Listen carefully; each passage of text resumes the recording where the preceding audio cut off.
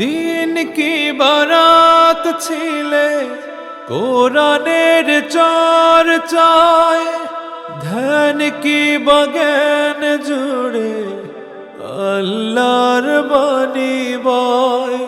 সোনার মানুষটারে নির্যাতন করে ভেবেছ কি নিভে দেবে কোরআনের নূর। কোরআনের পাখি চলে গেছো দূর বহুদূর।